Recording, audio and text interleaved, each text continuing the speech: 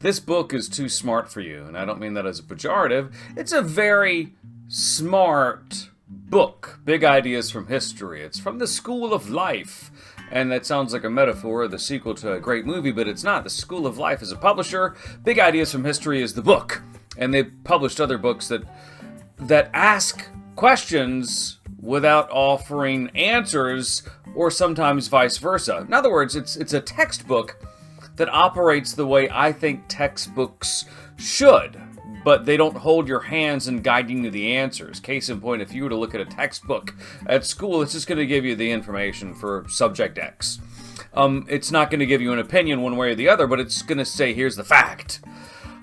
Big Ideas from History gives you facts, but it also asks you questions that it's not going to answer, like, why is this a good thing? Why is this a bad thing? And then it's going to lay seeds like it's a bad thing because had this not happened, thousands of people would have died, or had it happened, the millions of lives wouldn't have been saved. And it takes history from the get-go, from creation, civilization's history. Let's be specific about the specific history of mankind. It's not really about the natural history and the order of things. It's about history and the way people fit into it.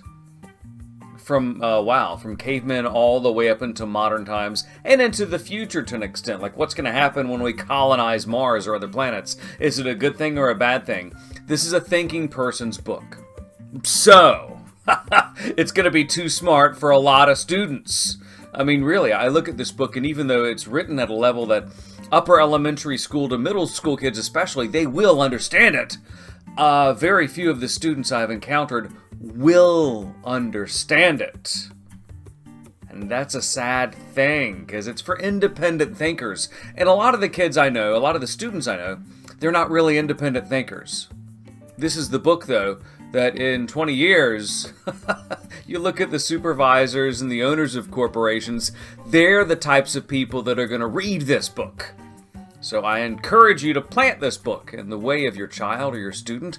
See if they get big ideas from history. If they do, that's a good thing, because it's going to mean they've got the seeds and the intellect to think about an issue, question how an issue operates, and then maybe have their own opinion about it. And let's be clear, Big Ideas from History isn't opinionated in the fact that it's controversial.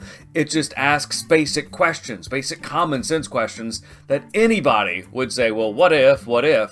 Not in the sense of, is it good or is it bad or did it not happen? But what if it happened a different way? Not saying it's a good thing, just saying what if.